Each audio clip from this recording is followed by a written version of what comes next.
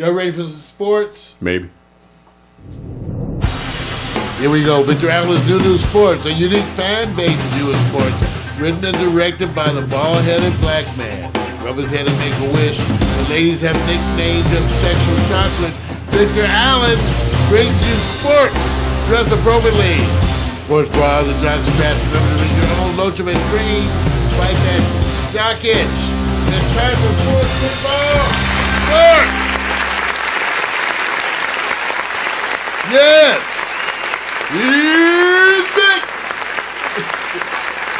Cool. Let me ask you something, Mario. It's more technical.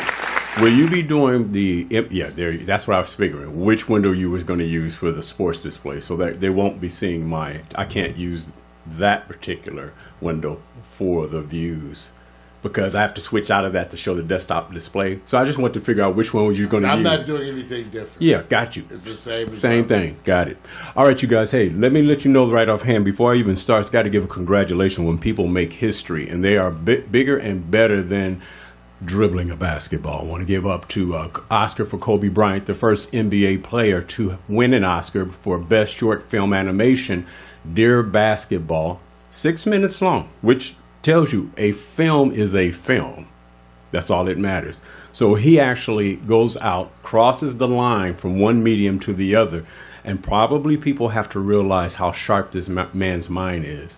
And so I love the idea that he took that moment to sit back and address where the motivation came from, his daughter. So that lets you know the daughter's already primed and prepped, dude, to sit back and say, excuse me, Daddy, you taught us to go after our dreams, so step up. You're all right. Deliver. So I want to give up to him all the shouts, man. He set a standard right now. Let me just say this. He will be, this is my prediction. I may be totally wrong. You remember when the tennis shoes or the shoes came out and ones? Something's going to happen here where he's going to develop a shoe going like, okay, championships and one. And the Oscar is going to be tied into that because nobody else got that one. Because doesn't he have like 40? I mean, how many pairs of Kobe shoes are there in existence? You have to see the rest of everybody else. Are there a ton of those in existence? Hey, look, his right now, his when we did last week, his are the most popular pair. Against Jordan, no, you don't talk about Jordan's because he's been out for years. But as far as the current market, he's right now 1 and or 2, depending on the graph. That in the next segment. Yeah, you get to see it from the shoes we're going to show in the next segment are really now not the NBA player shoes, the shoes we like now. And the best for this year. And unreleased shoes, because currently right at this time, there are shoes being released yesterday, today, and moving forward. So let me just go on and jump over here to the next subject here, because I know I don't get to talk about this team a lot, and I know people go like, you're in LA, you never talk about them. But I want to sit back and let you know what's trending. And right now, what's trending are the LA Lakers. Because, you got to excuse me, left that S on Los Angeles, moving real fast. Streak threatens 500 season. The reason why I put that up there like that, everything to do with how they play will probably take, I guess, the energy for those who are saying you need to get 1 or 2 franchise players. If they reach 500 ball, it changes the landscape of who can play with them when they don't have one marquee player. Now, here's the question. Will they play 500 ball? And just to answer what you said earlier today in the opening, Mario, I said, I predict that they will win somewhere between 35. I didn't go over 40 games. Right now, they're about 27, 28. You think they're going to play 500 ball? 500, I mean 40, 42, 41, 41. I'm already happy with what I've seen. There's a change in the culture that's distinct and obvious. Okay, that's the most important thing, because you have to have that change in culture to move forward with winning. Right. So even though I don't agree with every player change they've done, they certainly at least have a different tone. And then they are an improved team and a team to be reckoned with. So I will go on and say yes, Vic. Let's put it like this. They're on a path of steady improvement. Yeah. Steady improvement. The culture has changed, and therefore you have the ability to build, and that's part of what I'm confident about. Because for the fans, it offers hope for the future. You see them growing and building, right, upsetting some of the better teams at a given moment, right, and therefore that's important. I loved what happened with San Antonio, recently. Yeah, recently, and so taking a dip. I'm just looking at all the teams. It's still nice to see as a Los Angeles fan, right, to be able to support the Lakers. So we're getting it. Okay. Hey, Serena, David Beasley, I see you guys. Much love. Hey, check it out. I tell you what. My question is when you're trending and playing together as a unit, they got a lot of energy, dude. And as far as I'm concerned, if they see you trending up, and they say, why is that happening? It is Lonzo Ball as it relates to what he does across the floor. And they say in the analytics, they said people tend to just go right after the points only. But what he does with steals, defense, and then when he starts shooting that three and opening up the game, it's a direct correlation to their win streak. So, I'm not sure I'm as ready as you guys are to attribute when they look, when well, let's play this. I agree that it's a good. I don't know if I would call him the factor. No. Okay, what they're saying, what no. They have a plus minus. I didn't want to bring it up because it then gives you the analytics of how they convert the analytics to other players. It's like Chris Paul. You have Austin Rivers on the Clippers. He's the lead point guard. He's scoring his butt off, but it doesn't translate to wins. Chris Paul scoring the same amount of points, but he distributes the ball and at the right time, and then his defense and other factors come in. They said that's why his plus minus on winning games. They do this in baseball. I just think the problem statistically is when you try to excite. It's one thing to look at the statistics. Once you go to cause and effect, now you're in a mode where, to me, it's presumptive. Well, I agree. Assuming that's why they. No, I'm saying this. If you have they're doing the eye test. They're going like this. Have a point guard that scores 35 points a game, and he shoots a whole bunch, but never distributes along everybody else. But his proficiency is good, but other players are not involved in the game, and they don't win. And they go, well, the eye test tells you he's not leading and including everybody else in the game. That's the same way as if you take the same scenario, they do win, which would be Westbrook last year. Right. Then what do you say? That's what I'm saying. And he lost. But you win enough to get to. Right.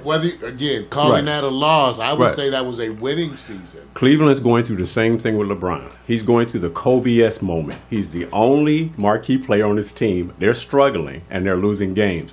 I said, you took off K-Love and Kyrie. There's two marquee players. You got these other players on the team. LeBron scoring the same amount of points, doing the same amount. Why are they losing? There is a cause and effect, and I agree with you. Yeah, and the cause and effect also may have to do with the other teams and absolutely nothing to do with that. Right. They're saying, look, there's no one measurement. Right. There's no one. It's what the part where I differ is when they start to make the interpretations that this equals that. Oh, no. And I go, you really can't say that. No. It's not 100%. Cleveland's numbers may be a reflection of the Boston Celtics, for all we know. Well, it's looking at it's the same part where they said, and it was interesting how they used the analytics versus the play on the floor, and said, look, for whatever reason, you won't be able to spell out. You got people who go like, give me the eye test versus the analytics and the other factors. I agree. I think it's all mixed into the soup. But there's a direct correlation to leadership, and that's what they were getting at. It says the leaders seem to motivate and get others to perform. And that's the part that I'm finding out that the Lakers need a leader. They need a leader. And that's the part we all can agree on. Yeah, definitely. The question with whether or not numbers, it's like medicine, right? Where you have statistics all the time, but they don't actually tell you. Absolutely. So physicians, we get used to getting the statistics, and then we always are pausing when they say, well, that means this. Yeah, no. And as in sports, they love to do that, and I go, no, it doesn't mean that. That's what you're saying. Right, you're extrapolating. Yeah. Okay. But certainly we say winning is better, right? Hey, look, and now we get to go to the other side because I call and one plus one, Houston. Chris Paul's on the team. It's amazing that this may or may not be his leadership. It may be the coach. It may be all the factors we're talking about. But they're on that 15-game winning streak. And the question becomes, as they're streaking for number one, everybody's already talking about, they need the number one seed to have the home field advantage if they go up against Golden State. The question is, I'm not waiting for them to get to the number 1 or 2. Do you believe that if this team, when they meet, if they don't stumble and not get motivated for the other teams and meet in the finals, that if you had to predict the series based on what your eye test has seen right now, what will it be? 4 games to 1 Golden State, 3-3 going to the final game, clean sweep, Houston shocking.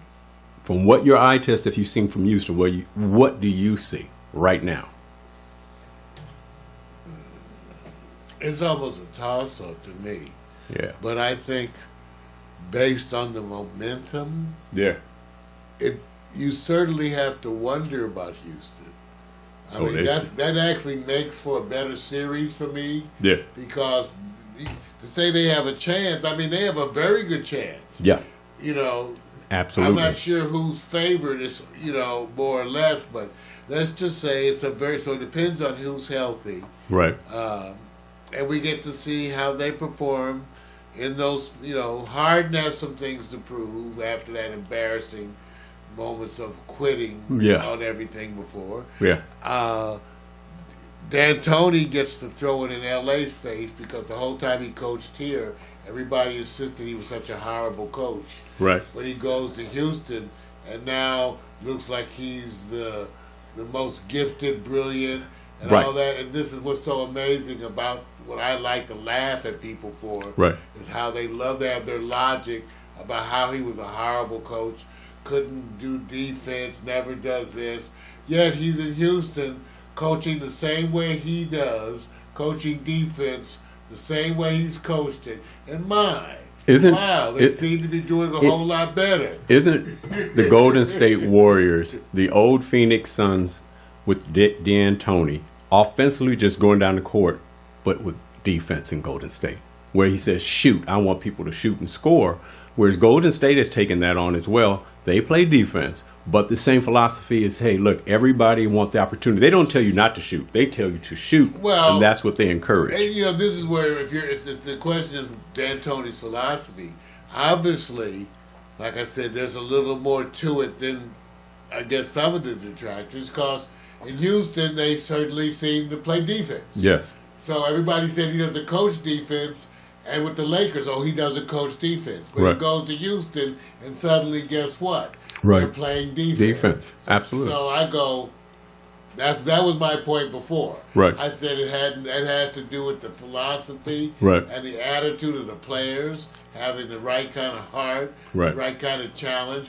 Where if you need a coach to constantly tell you to play harder, it's going to be a problem. Even Harden is playing some defense. He's getting some steals. Yeah. I think the hardest thing to do is to literally coach players who are going, I'm not your employee. We're in a business relationship 1-to-1. And so I have a contract with you guys. And I don't get 90 days. I don't get this. I don't get probation. And you guys get to trade me when I'm doing better. Means you get to leverage me. So I can see the whole play. You see what Cleveland went through when they said, notice that they gave up. I don't know how they gave up. That's very hard because I'm not a professional. Right. And that's one of the hardest things for me. Yeah. Is the lack of loyalty or the trading. Because you come from a place where it breaks my heart when people shift but they go, even though sometimes it works. Like I have trouble with Clarkson being on Cleveland. Why, man? Come up, man. And he can come back. I'm good for him, but he was one of the players I really liked a lot. Right. And we've talked about it, but you lose a Blake Griffin on Detroit, which we're about to get to. Here we are. Actually, I know. See. Now we go to see what I'm learning is that I don't know about what they do behind the scenes in basketball. Right. We don't know. We don't know. We don't understand, and it's different in different organizations, right? Right. Front office versus coach. Absolutely. Strong coach, strong front office. Mm-hmm. What happens when you battle? Mm-hmm. Think of other people. Think of football. Bill Parcells. Right. There's some notable basketball ones right now. Right. Head to head. Phil Jackson. Right. You could be in the room. do? You could be in the room with a player like Kawhi Leonard, and you could be on. I'm on the team with the Spurs. I'm in my first year, and he can sit next to him and go like this. You know, this organization is going to covet you as if you're their second son. You know what they're going to do with me? You see, so when they sit there and go like this, he says, oh, so it's kumbaya. But as soon as they got to trade up and get a better player with Kawhi, I'm going to walk the plank. That's what they see. And that's that culture of, you're only talking about that top 3 or 4 guys on the team. The rest of us are role players. And we're supposed to get up and hustle knowing that you'll trade us off in a minute, like Clarkson, who was, I said, he traded up to Cleveland. He said, lucky. It's good for him, and you can tell. I've tried to watch some of the stuff because I'm kind of happy about all the trades. I'm happy. In other words, right. I'm happy with Isaiah on the Lakers. Yeah, it's working out. I like him, and I think it's working out for both. Right. His fit is better right. on the Lakers. I think there's a fit thing that works reasonable. Yeah, and I think I'm glad to see Cleveland better. Yeah, I am too. Even though they're not better enough. No, they've hit. They ain't better enough. They said it. I mean, all the professionals had it right on point. They said first 2 or 3 games, you guys, they haven't been able to set a defense against them. These are new players. He says after about 2 or 3 games, they got their evaluations and assessments, and they'll know how to play them. Got them. And all of a sudden now they says, oh no, we know now how you play. Well, I want to go over to leadership. That's that old picture, DeAndre, Chris, Blake. Here's what I'm doing, just to show the difference that sometimes analytics is exactly what you and I talk about. It does not necessarily translate. Right, you have to be careful. Watch this. Now watch this. I want to get what I call the 4 prime players from the Clippers. And when I say prime, Jamal Crawford, J.J. Redick, Chris Paul, and Blake Griffin. And then I'm going to use, this is what they did with the Clippers. This is what they're doing with their team. Which team is winning and winning more, or is it the same place? If you go from the bottom, Jamal Crawford's at Minnesota Timberwolves. At the Minnesota Timberwolves, he's scoring about 2.2 points a game less than he did with the Clippers, but they're 38-28. If you go to J.J. Redick at Philadelphia, they're 34-27. He averaged he's averaging 16.7 points a game, he's averaging a plus 1.7 points more than the Clippers. Chris Paul, almost exact. He was at 18.1 with the Clippers, 18.8 with Houston. Which is a lot, though, on going to a Houston team. Right. That's a lot. That's what I'm saying. Deal. Now watch this. And that's how we're interpreting it. Right. I'm only give you the numbers. You guys can take the rest. That's how we interpret it. Blake Griffin they're at 29-34. They've hit a losing pothole. He's scoring 18.8 points a game now. He was doing 21 with the Clippers and more rebounds. So he's less. Now the rebounds I can understand because they have Drummond, and so he's going to crash the boards. Translating winning, when somebody says which of these players are injecting a win ratio, you easily could pick Chris Paul in Houston because they got James Harden. But what because they're winning, you mean? Yes, they're winning. But again, that doesn't mean it doesn't right. have anything to do with Chris Paul. What they're getting though is the other parts that they didn't. The trade-off. Patrick Beverly was on the team. He was a defensive monster, but he had no assists, and he could not really shoot proficiently, and he wasn't a floor general. The things that Chris Paul is getting, which now makes them compete more. It doesn't mean that it's only Chris. I think it's right to your point, Mario. All the other factors are included as well. And it's like Tom Brady to me. We can explain it all day long. If you put him on a different team, will he bring a philosophy that may or may not stimulate that team to perform better? In many different areas, we don't know.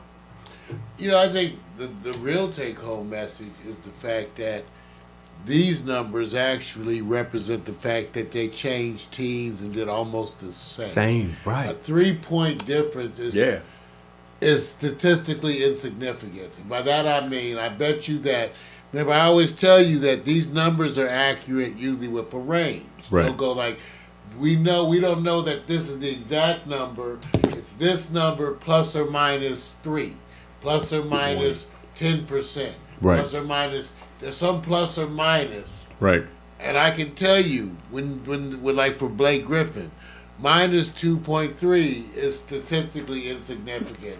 it could be the exact same or That's what I was saying. Yeah, so the real point is that, well, I would take it differently. I would actually take it as saying the quality players seem to be able to perform with some consistency after changing teams. Because that's what it really looks like. Right. Because it looks like they've maintained their numbers. Yeah. When they dropped off by minus 2.8. Just what I'm saying. Or when they went up, right. They went up by plus 1 point. You know what? The range, remember, plus Yes. or minus 2 may be the same number. Yeah. And that's what I agree with you. The same number. Good morning, Venus. I see you as well. Hey, hope you're enjoying it. Hey, look, I'm saying this for a reason.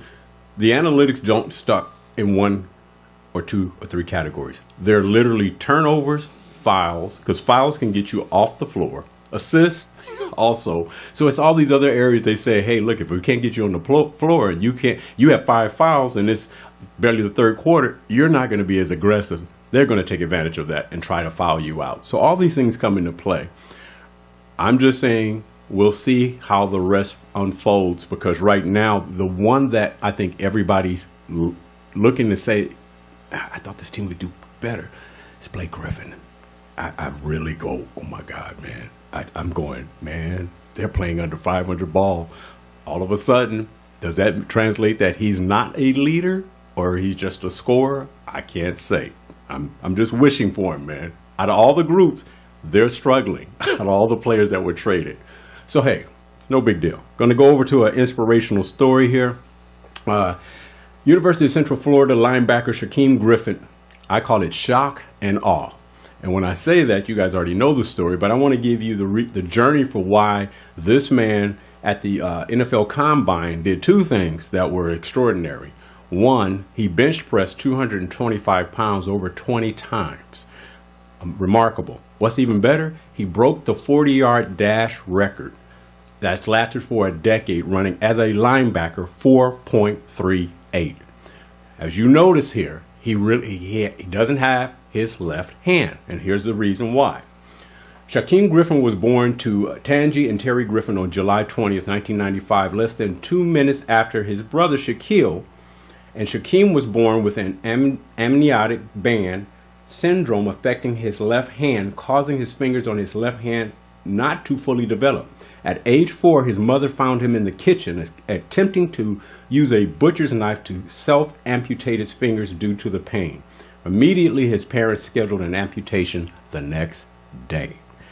And he's now coming off a team that was undefeated in college FBS football. They're the only ones ranked finally at number 6, saying, why didn't we play for the national championship? We're that good. And he's the linebacker. I watched him play. And I was going, this dude is good. And so we got J.J. Watt. All these players are being inspired, going like they're rooting for this guy, not because he's just in the combine. He is over delivering. So this is a celebration that I'm looking at for guys going, I have no disabilities. I don't know if you had seen this story or not, Mario. No. But it is unbelievable that this man is going there motivated to say, I am going to make a team. I do believe he will. But you know how teams are. They also want to go after your weakness if they can. You know how it is when people are hustling for their money. The NFL Combine does not necessarily translate. It just says you are performing good under these certain conditions. So my wish, this is a story of inspiration, and that it's not a feel sorry for story. This man went in and wreaked havoc. So, hey, I want to say congratulations to him, man. All right. You know what? I'm a track and field man. I love watching this. And I love to watch when all of a sudden there's a changing of the guard. Now, recently, the World Indoor Track and Field Championships ended over the weekend.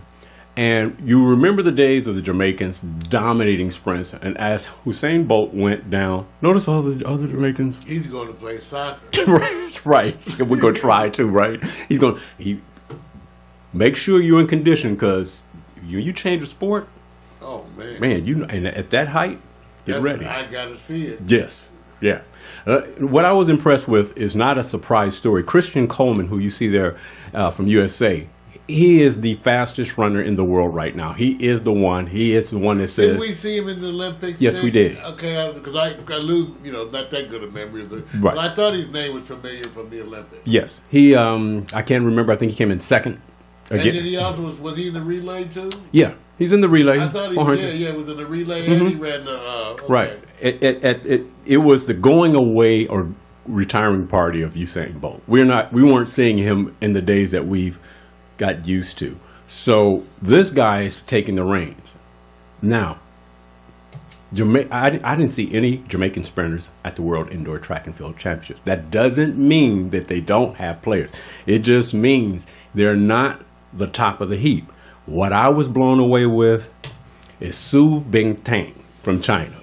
This guy was on Christian's ass. He came in second and won a silver medal. He's just two Christians left. Who came in fourth? Z.